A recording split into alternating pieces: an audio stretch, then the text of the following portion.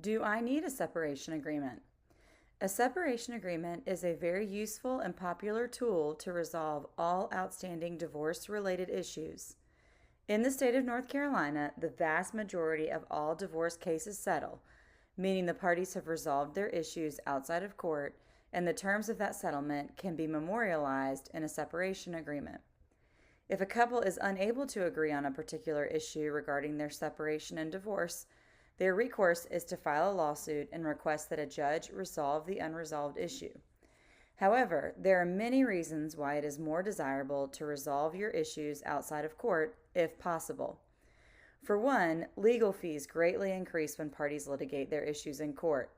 Trial preparation is very expensive and often includes extensive discovery, depositions, and mediation, just to name a few. Trying a case in court is also very time consuming. Navigating the court calendar and scheduling a case for court can be very challenging. Court calendars tend to stay overbooked, often resulting in months-long delays before a particular case can be reached.